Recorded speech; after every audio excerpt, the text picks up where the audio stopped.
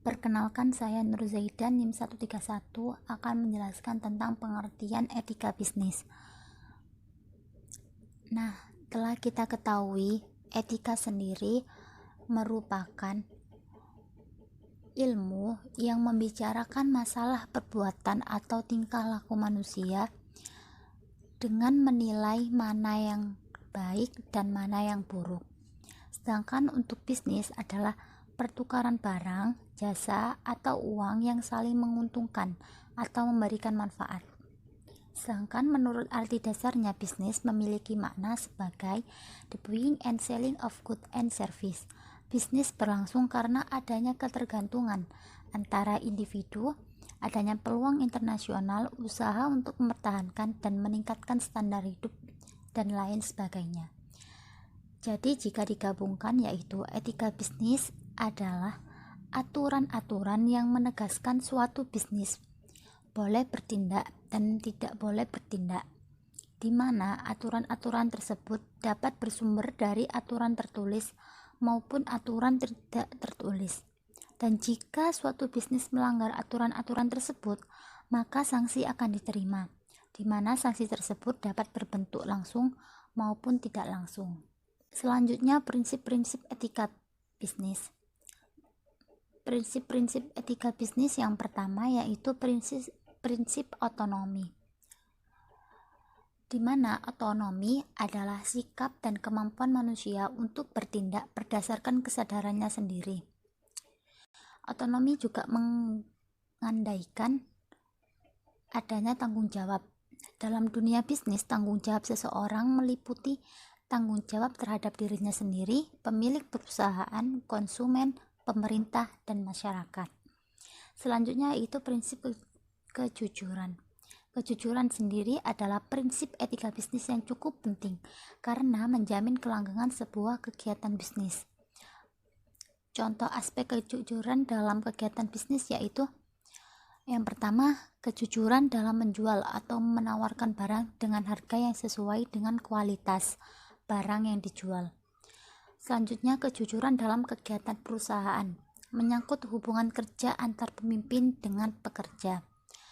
Yang terakhir yaitu kejujuran dalam melakukan perjanjian-perjanjian, baik perjanjian kontrak, jual beli maupun perjanjian-perjanjian yang lain.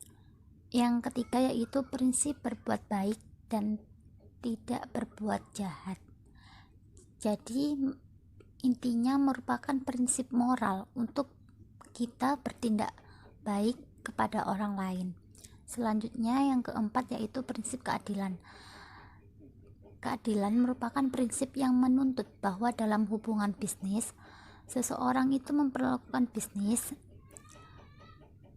dan memperlakukan orang lain itu sesuai haknya. Yang kelima yaitu prinsip hormat pada diri sendiri. Prinsip ini sama artinya dengan prinsip menghargai diri sendiri, bahwa dalam melakukan hubungan bisnis, manusia memiliki kewajiban moral untuk memperlakukan dirinya sendiri sebagai pribadi yang memiliki nilai sama. Selanjutnya, ada nilai-nilai etika bisnis. Nah, nilai-nilai etika bisnis ini dinilai oleh Adi Warman Karim, Presiden Direktur Karim Business Consulting. Seharusnya jangan dilanggar, yaitu yang pertama kejujuran. Karena banyak orang yang beranggapan bisnis merupakan kegiatan tipu menipu demi mendapat keuntungan. Ini jelas keliru. Sesungguhnya kejujuran merupakan salah satu kunci keberhasilan berbisnis. Bahkan termasuk unsur penting untuk bertahan di tengah persaingan bisnis. Yang kedua yaitu keadilan. Perlakukan setiap orang sesuai haknya. Misalnya, berikan upah kepada karyawan sesuai standar, serta jangan pelit memberi bonus saat perusahaan mendapat keuntungan lebih. Terapkan juga keadilan saat menentukan harga, misalnya dengan tidak mengambil untung yang merugikan konsumen. Yang ketiga yaitu rendah hati. Rendah hati, jangan lakukan bisnis dengan kesombongan, misalnya dalam mempromosikan produk dengan cara berlebihan, apalagi sampai menjatuhkan produk bersaing, entah melalui gambar maupun tulisan. Pada akhirnya, konsumen memiliki kemampuan untuk melakukan penilaian atas kredibilitas sesuai produk atau jasa tersebut. Apalagi tidak sedikit masyarakat yang percaya bahwa sesuatu yang terlihat atau terdengar terlalu sempurna pada kenyataannya justru seringkali terbukti buruk. Yang keempat yaitu simpatik. Kelola emosi. Tampilkan wajah ramah dan simpatik bukan hanya di depan klien atau konsumen, tetapi juga di hadapan orang-orang yang mendukung bisnis Anda, seperti sekretaris, karyawan, dan lain-lain. Yang kelima yaitu kecerdasan. Nah, diperlukan kecerdasan atau kepandaian untuk menjalankan strategi bisnis sesuai dengan ketentuan yang berlaku, sehingga menghasilkan keuntungan yang memadai. Dengan kecerdasan pula, seseorang pembisnis mampu mewaspadai dan menghindari berbagai macam bentuk kejahatan non-etis yang mungkin dilancarkan oleh lawan-lawan bisnisnya. Selanjutnya ada tujuan etika bisnis. Nah, tujuan etika bisnis sendiri adalah menggugah kesadaran moral dan memberikan batasan-batasan para pelaku bisnis untuk menjalankan good business dan tidak melakukan monkey business dan dirty business yang bisa merugikan banyak pihak yang terkait dalam bisnis tersebut. Etika bisnis juga mengajak para pelaku bisnis mewujudkan citra dan manajemen bisnis yang baik atau etis agar bisnis itu pantas dimasuki oleh semua orang yang mempercayai adanya dimensi etis dalam dunia bisnis. Hal itu sekaligus menghalau citra buruk dunia bisnis sebagai kegiatan kotor, licik, dan tipu muslihat. Selanjutnya ada kendala-kendala pelaksanaan etika bisnis.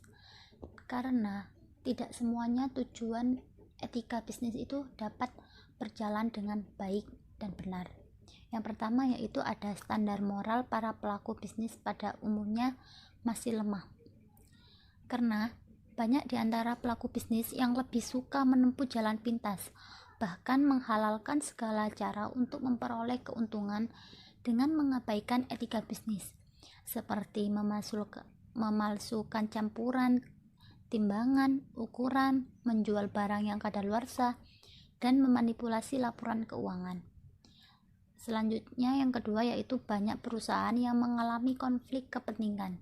Konflik kepentingan ini muncul karena adanya ketidaksesuaian antara nilai pribadi yang dianutnya atau antara peraturan yang berlaku dengan tujuan yang hendak dicapainya, atau konflik antara nilai pribadi yang dianutnya dengan praktik bisnis yang dilakukan oleh sebagian perusahaan besar lainnya, atau antara kepentingan perusahaan dengan kepentingan masyarakat. Selanjutnya yang ketiga yaitu ada situasi politik dan ekonomi yang belum stabil. Nah, hal ini diperkeruh oleh banyaknya sandiwara politik yang dimainkan oleh para elit politik, yang satu sisi membingungkan masyarakat luas dan di sisi lainnya memberikan kesempatan bagi pihak yang mencari dukungan elit politik guna keberhasilan usaha bisnisnya. Situasi ekonomi yang buruk tidak jarang menimbulkan spekulasi untuk memanfaatkan peluang guna memperoleh keuntungan tanpa menghiraukan akibatnya. Yang keempat yaitu lemahnya penegakan hukum. Banyak orang yang sudah divonis bersalah di pengadilan bisa bebas berkeliaran dan tetap memangku jabatannya di pemerintahan. Kondisi ini akan mempersulit upaya untuk memotivasi pelaku bisnis menegakkan norma-norma etika. Yang terakhir yaitu belum ada organisasi profesi bisnis dan manajemen menegakkan kode etik bisnis dan manajemen. Ini organisasinya itu seperti Kadin beserta asosiasi perusahaan di bawahnya belum secara khusus menangani penyusunan dan menegakkan kode etik bisnis dan manajemen. Di Amerika Serikat terdapat sebuah badan independen yang berfungsi sebagai badan registrasi akreditasi perusahaan, yaitu American Society for Quality Control atau ASQC. Sekian presentasi dari saya, selanjutnya akan dilanjutkan oleh pemateri kedua. Assalamualaikum warahmatullahi wabarakatuh. Di sini saya Mujiati akan menjelaskan tentang kehidupan masyarakat Madura. Indonesia merupakan negara kepulauan yang penuh dengan kekayaan serta keragaman budaya, ras, etnis, suku bangsa, kepercayaan, dan agama. Berbagai macam keberagaman ini tentunya membawa pengaruh terhadap kegiatan ekonomi, sosial, dan budaya. Di Indonesia juga terdapat 3 etnis yang dikenal akan ketekunannya dalam dunia bisnis dan perdagangan. 3 etnis itu yaitu Madura, Minang, dan Bugis. Bahkan di berbagai sudut kota di seluruh Indonesia bisa kita jumpai orang yang berasal dari 3 etnis tersebut. Mereka dikenal ulet dan tekun dalam menjalankan bisnis atau usahanya, sehingga tidak diragukan lagi kemampuannya di dalam bidang bisnis dan perdagangan. Salah satu dari 3 etnis tersebut yaitu Madura, di mana masyarakatnya yang dikenal tekun dalam melakukan segala hal yang salah satunya adalah kegiatan berbisnis. Pulau Madura yang dikenal sebagai Pulau Garam ini terletak di timur laut Pulau Jawa dengan koordinat sekitar 7 derajat lintang selatan dan antara 112 dan 114 derajat bujur timur yang terdiri dari beberapa pulau besar dan pulau kecil. Madura adalah pulau terbesar yang dikelilingi oleh pulau-pulau yang lebih kecil. Bisnis yang paling banyak ditekuni atau dilakukan oleh masyarakat Madura ada beberapa, yaitu yang pertama adalah usaha penginapan. Sarana transportasi ke Pulau Madura jadi lebih mudah dengan adanya jembatan Suramadu. Daerah yang paling diuntungkan dengan adanya jembatan Suramadu ialah Bangkalan, karena letaknya yang dekat dengan Surabaya. Sebagai pintu gerbang masuk ke Madura, Kabupaten Bangkalan memiliki banyak potensi untuk digali. Para pebisnis yang tertarik dan memiliki modal yang cukup dapat mendirikan sebuah penginapan seperti hotel atau homestay. Mereka membutuhkan tempat untuk beristirahat sebelum melanjutkan untuk mengunjungi kota selanjutnya. Sejauh ini, beberapa penginapan yang ada di sana tidak begitu memadai. Padahal, kalau kita lihat dari segi daerah dan keindahan alam, Bangkalan tidak kalah dengan kota lain yang ada di Pulau Madura. Terlebih lagi dengan statusnya sebagai pintu gerbang keluar masuknya pengunjung jadi titik yang pas untuk membuka usaha seperti ini. Yang kedua ialah pengolahan tempat wisata. Objek wisata ialah aset yang dimiliki oleh Pulau Madura. Wilayah yang dikelilingi oleh laut ini membuatnya memiliki banyak pantai yang eksotis. Dengan menjual keindahan alamnya tersebut, investor bisa memanfaatkan peluang ini untuk membuka beragam usaha, yang salah satunya yaitu pengolahan tempat wisata.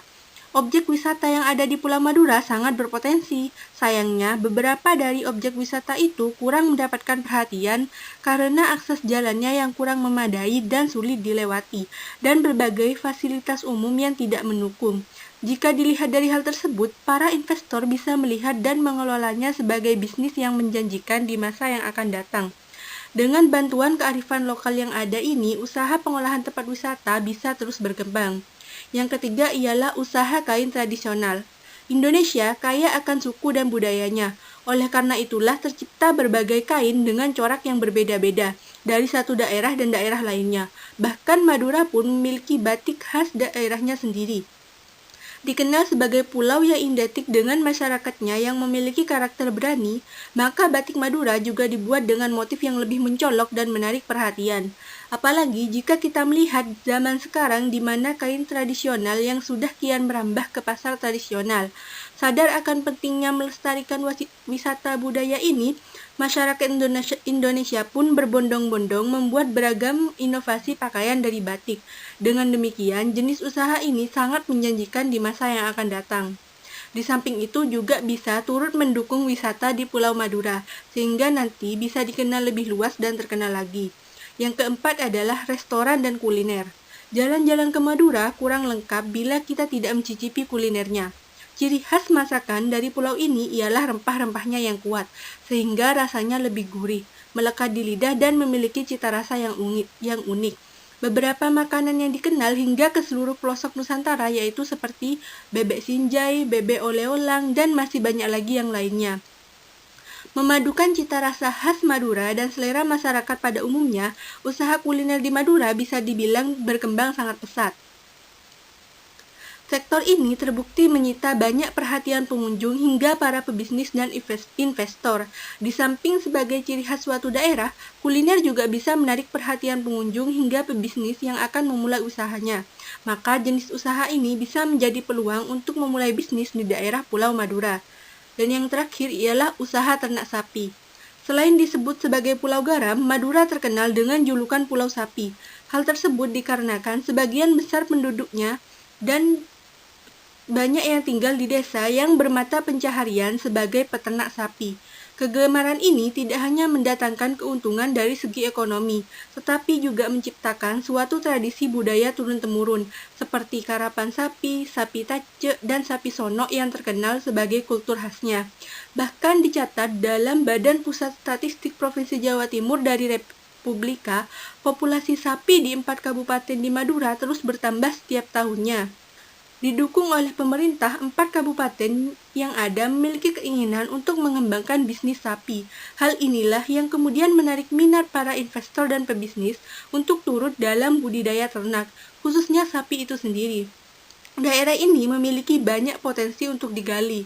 Aneka ragam kekayaan di dalamnya dapat dikelola dengan baik sebagai suatu lahan untuk membangun usaha. Pulau Madura terkenal dengan garamnya, namun orang Madura terkenal dengan keuletan dan karapan sapi budayanya. Orang Madura memiliki cara tersendiri untuk berbisnis, yaitu yang pertama, berani untuk memulai usahanya.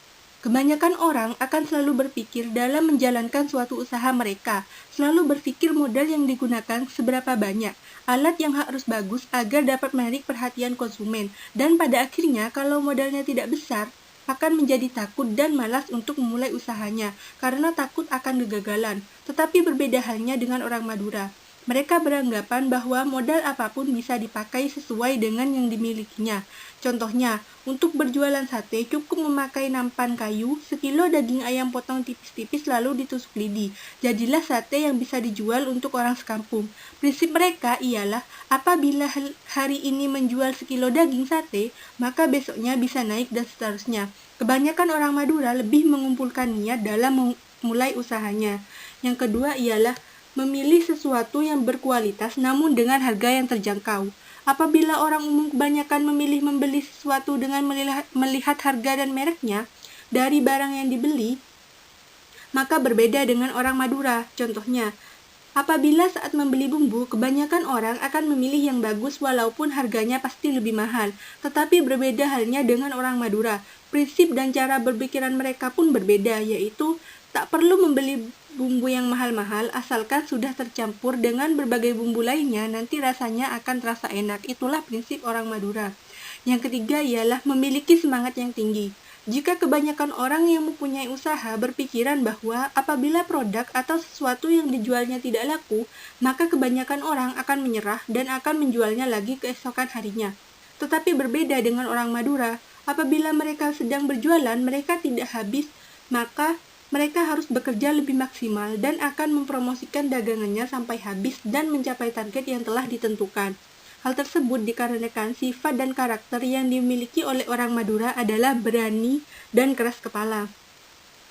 Yang keempat ialah tidak menggunakan pendapatannya dengan sembarangan. Apabila kebanyakan orang sudah mendapatkan gaji atau usaha yang dimilikinya memiliki banyak untung, maka mereka akan menggunakan uang dari hasil kerja keras tersebut dengan cara membeli pakaian yang bagus atau rumah yang cantik atau berpesta-pesta. Tapi berbeda dengan orang Madura, saat mereka menerima keuntungan yang besar, mereka akan menghargai hasil kerja kerasnya mereka dengan menyimpan uang tersebut rapat-rapat, atau mereka akan menggunakan uang tersebut untuk membeli hewan ternak seperti sapi, kambing, dan lainnya. Karena pada akhirnya hewan yang dipelihara dan beranak pinak itu akan menghasilkan uang lagi di masa yang akan datang. Atau bahkan biasanya mereka membeli perhiasan seperti emas karena harga emas tiap tahunnya selalu naik. Jadi bisa dijadikan investasi mereka apabila sedang tidak memiliki uang. Pada intinya orang Madura selalu melihat ke depan akan apa yang mereka lakukan sehingga dapat bermanfaat dan menguntungkan bagi mereka di masa depan. Yang terakhir ialah pekerja keras. Kerajinan bukanlah satu-satunya sifat etos kerja orang Madura yang secara luas diakui. Sebab keuletannya bekerja keras untuk mencari sesuap nasi, orang Madura juga dikagumi oleh banyak orang. Usahanya yang ikhtiar, orang Madura terkenal mau melakukan apa saja, bahkan yang berat dan susah. Etos kerja orang Madura yang telah dikenal sangat tinggi karena secara naruliyah bagi mereka bekerja merupakan bagian daripada ibadahnya, sesuai dengan ajaran agama Islam yang dianutnya.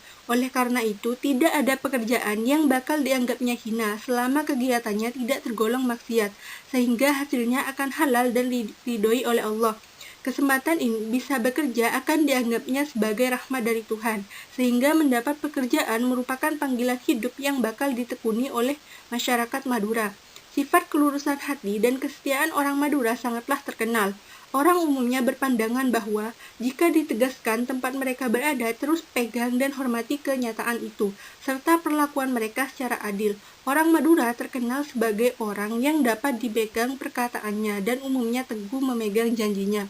Itu saja yang bisa saya sampaikan. Wallahul muwaffiq ila aqwamit thoriq. Wassalamualaikum warahmatullahi wabarakatuh.